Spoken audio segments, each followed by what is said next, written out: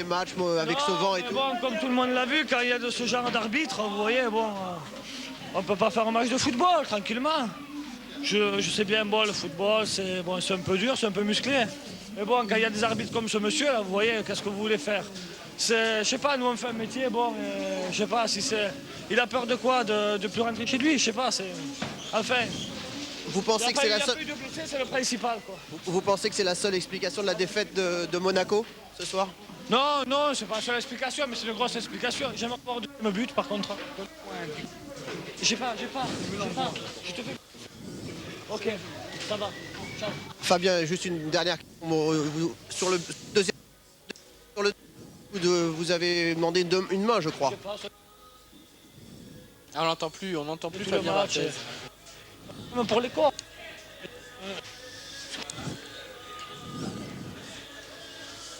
Bon, Lucien, on n'entend plus Fabien. Je crois qu'on va en rester là. C'est frustrant parce qu'il a l'air d'avoir des choses à dire, Fabien Barthez. On n'est pas trop vernis quand même aujourd'hui. Bon, les monnaies. Une seconde. Laurent, bon, je suppose que vous êtes très satisfait. Comme on a dit à la première mi-temps, bonne réaction de votre équipe et des joueurs. Est-ce que cette deuxième a confirmé complètement la première période?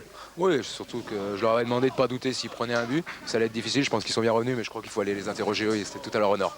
Merci, mais juste un petit mot sur ce qui s'est passé cette semaine, parce que je sais qu'à Sochaux, après le match de Sochaux, vous étiez très déçus. Quel mot avez-vous trouvé pour remonter cette équipe et pour voir une équipe conquérante comme ce soir? Oh, je leur ai dit qu'ils avaient toutes les qualités, mais quand il n'y avait pas la volonté, on n'y arriverait pas. Donc moi, j'étais pas venu ici j'avais pas pris l'équipe du moins pour jouer les derniers rôles. J'étais là pour être européen, donc on va essayer d'y arriver. Bravo Laurent.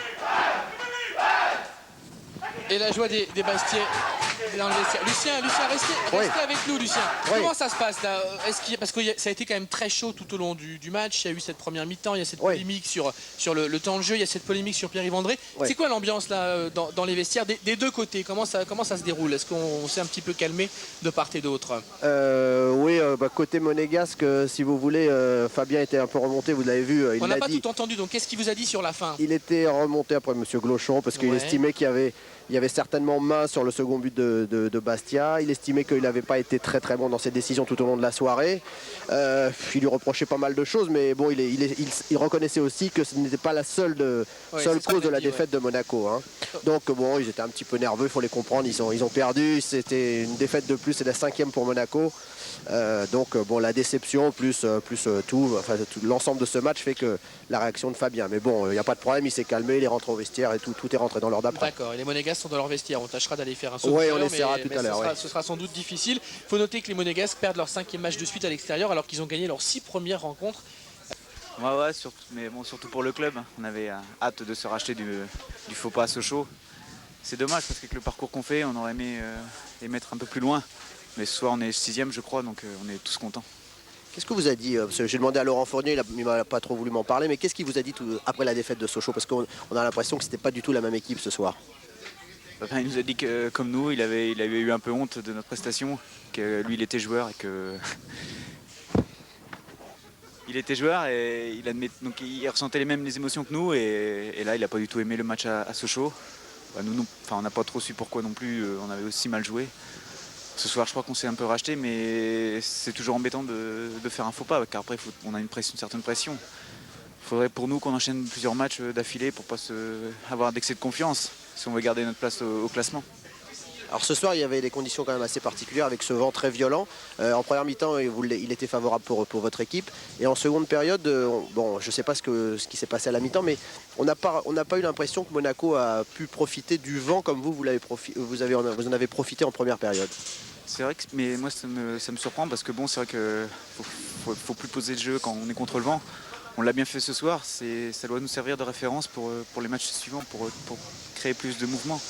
Là, on est forcé de jouer à terre, donc il faut du mouvement, il faut des passes. Je crois qu'on a bien suggéré ce problème, mais c'est vrai que c'était très pénible avec et contre le vent. L'option d'avoir trois attaquants ce soir, vous qui jouez dans l'axe de l'attaque, d'avoir Pierre-Yves André à gauche et Pierre Laurent sur la droite, est-ce que c'est un apport important pour vous? C'est un régal, c'est tout. C'est vrai on se complète bien parce qu'ils vont très vite, j'arrive bien à les trouver en déviation. Et puis on a une bonne complémentarité. Bon, après, faut pas rester aligné. Je dirais que ça c'est un défaut quand on est 3 attaquants. Il y a toujours 2 ou 1 qui joue un peu plus bas. Et là pour l'instant ça marche plutôt pas mal. En tout cas, bravo pour votre série. Ne vous arrêtez pas là. Hein. Ah non, une série c'est faite pour être continue. Merci. Bravo, merci. Fabien et les Chantigana, Fabien Barthez, enfin tous les Monégasques pratiquement réclamaient une main sur votre but. Quel est votre sentiment? Il y a un principe qui dit le ballon va à la main et la main va au ballon. Je crois que là c'est le ballon qui est allé à la main. Je crois que je fais pas du tout exprès de la prendre de la main. Maintenant, un jour c'est bien, un jour c'est pas bien. Là, ça aurait pu être sifflé, ça n'a pas été sifflé. Maintenant, c'est vrai que ça joue sur peu de choses, mais le peu de choses, on l'a eu pour nous et on a démontré qu'on pouvait très bien réussir à gagner des matchs sans des petits coups de pouce comme ça. Alors, on n'a pas eu l'impression que le vent vous a particulièrement gêné ce soir par rapport au Monégasque, même en seconde période où vous l'aviez contre vous. Comment expliquez-vous ce phénomène? Je pense que ces derniers temps, on avait un petit peu tendance à trop balancer, c'est-à-dire à passer le milieu de terrain, à jouer sur de longs ballons. Là, ça nous a obligé surtout le vent à jouer au sol, ce qui nous a permis de développer un jeu un peu plus cohérent et un peu plus attractif que ces derniers temps. Ça nous a plutôt bien aidé. La rage de l'équipe de Bastia ce soir par rapport à celle de Monaco était quand même beaucoup plus importante. Est-ce que Laurent Fournier a eu des mots, je ne sais pas, des phrases ou un comportement dans la semaine qui a fait qui vous a remonté un peu après la défaite de Sochaux? Non, je crois qu'on a pris une leçon à Sochaux. C'était un peu le même cas de figure. Sochaux en voulait beaucoup plus que nous. Même en ayant ouvert la marque, on a baissé un petit peu vite le pavillon et puis on s'est fait surprendre. Là, je crois qu'on avait à cœur comme Sochaux la semaine dernière, de mercredi, d'être rigoureux à la maison et de gagner ce match. Un beau jour à Santo. Voilà. Bravo en tout cas. Ok, merci Lucien, on va s'arrêter là pour Bastia, on ira peut-être faire un saut à Monaco, on a aperçu un plan de Gentigana. Voilà Gentigana, si on peut avoir le son, je ne sais pas si c'est possible, on va essayer d'écouter ce que raconte Gentigana. Vos rencontres à domicile et celles à l'extérieur, c'est pas le même Monaco. Non, pas du tout. En fait. Ok, j'y vais.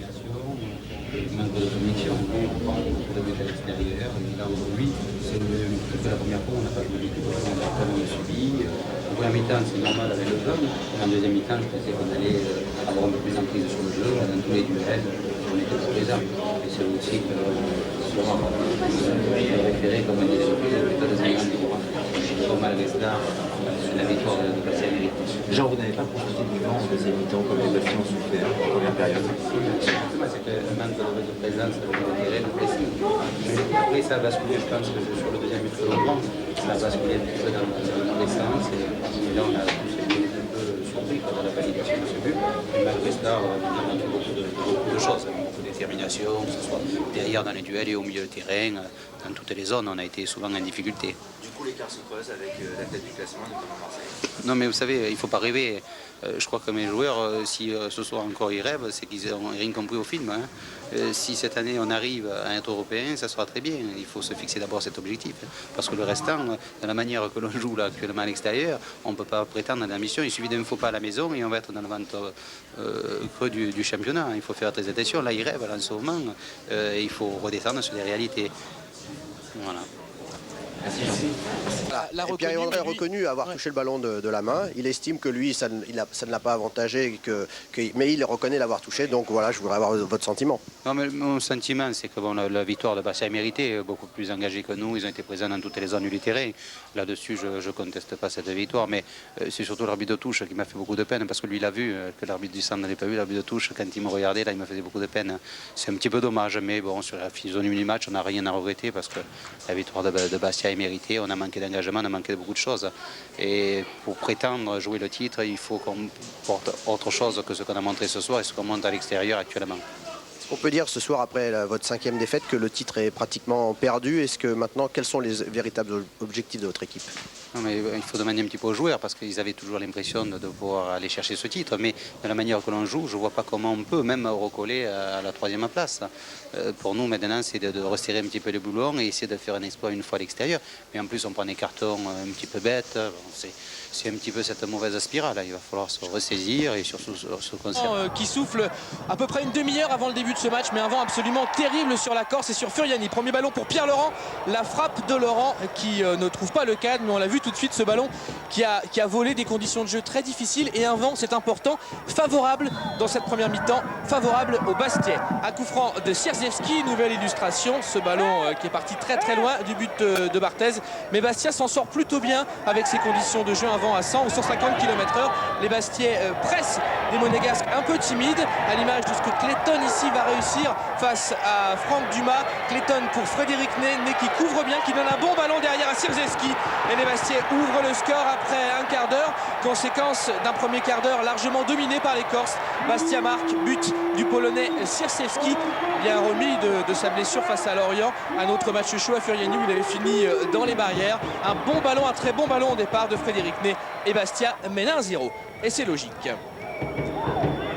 Barthez et son jeu au pied, on le sait, est exceptionnel, peut-être le meilleur du monde, mais vous le voyez ici, même les plus grands gardiens ne peuvent rien contre des conditions atmosphériques à la limite du praticable. Les Bastiais, eux, s'en sortent plutôt pas mal. Leur jeu long est favorisé par ce vent favorable, à l'image de ce ballon à nouveau pour Frédéric Ney. Encore une belle couverture de balle, Ney qui s'est retourné, et Barthez qui s'est interposé. Le ballon est toujours Bastia, les Bastiais plus décidés, plus engagés, centre de Clayton, et Barthez menacé qui s'interpose une deuxième fois. La première frappe était signé Frédéric Ney, actuellement en très grande forme avec Bastia. Ensuite un corner, Barthez qui se trouve, en fait pas vraiment, encore une fois la trajectoire du ballon a été terriblement modifiée par le vent, et nouvelle illustration sur ce nouveau corner avec un ballon qui file directement derrière la cage de Barthez, un corner de Laurent. C'était à la limite du jouable, mais les Bastiais ont fait, compte tenu de ces conditions, une très belle première mi-temps. Jean Tigana est un peu déçu, mais en deuxième mi-temps, ce sont les Bastiais qui jouent contre le vent, à Monaco d'en profiter. Pourtant, on retrouve les Bastiais avec ce corner, un nouveau ballon pour Ney qui va se retourner, et une succession dans la surface de réparation, une succession de frappes bastiaises. Barthez qui s'interpose, Monaco a le vent favorable, mais Bastia continue de dominer les débats. Un ballon pour Pierre Laurent, une belle ouverture de Laurent, le ballon à nouveau freiné par le vent, la sortie de Barthez et la frappe derrière de Patrick Valéry. Il n'y a plus de gardien dans la cage de l'AS Monaco. Barthez revient à toutes jambes. Les Monégasques qui enfin sortent la tête de haut avec un ballon pour Diawara. Une frappe de Diao. Récupération du Norvégien Riis qui était titulaire pour la première fois cette saison. Centre de Riis et reprise de Giuli. Et pratiquement sur sa première occasion, Monaco égalise grâce à Ludovic Giuli qui marque son deuxième but de la saison. 55e minute. Monaco qui cette fois est dans la partie, qui cette fois a le vent de son côté. Monaco revient à égalité avec Bastia. Bastia qui jusque-là avait dominé. Mais les Bastiais ne se découragent pas. On retrouve Bastia avec une ouverture de Sierzewski pour Pierre-Yves André. André face à Barthez, parade de Barthez. Et le gardien de l'équipe de France sur le chemin de la grande forme. Dans des conditions difficiles, il a fait un bon match. Ballon pour les Monégasques avec un nouveau Riis qui est très présent sur son côté gauche. Riis vers David Trezeguet, et en face de Barthez il y a Durand. Lui aussi c'est un bon gardien, Eric Durand. Et là, il a pu s'interposer. Riis qui est pressé, toujours le pressing Bastiais, avec un ballon pour Pierre Laurent. Laurent qui centre, Pierre-Yves André qui contrôle ce ballon et qui en deux temps vient tromper Fabien Barthez. 73e minute, et Bastia assez logiquement finalement reprend l'avantage grâce à André qui marque son 7e but de la saison. Les Monégasques protesteront longtemps sur ce but d'André, car Pierre-Yves André touche le ballon de la main. Après la rencontre, André nous dira oui, mais c'est le ballon qui vient à ma main, il n'y a pas faute, c'est un problème d'interprétation. En tout cas, le but est validé et Bastia mène 2-1. On retrouve les Bastiais avec un ballon pour André qui parvient à se retourner. Nouveau centre de Laurent, la défense monégasque qui peine à se dégager. Reprise de plein fouet de Frédéric Ney qui cette fois crucifie Barthez. 80e minute. Monaco est mené 3-1 et Ney marque son 5e but de la saison, surtout son 4e en 4 matchs consécutifs. Cette fois, le sort de ce match semble scellé, même si derrière, Bastia sera réduit à 10 suite à l'exclusion de Patrick Valéry. Monaco un peu timide et qui n'aura pas su profiter du vent favorable en deuxième mi-temps, comme les Bastiais l'avaient fait en première. Dernière occasion pour Monaco, cette frappe de Trezeguet, cette parade de Durand, mais le Bastia de Laurent Fournier décidément du cœur. Bastia s'impose 3-1 et c'est logique ce soir.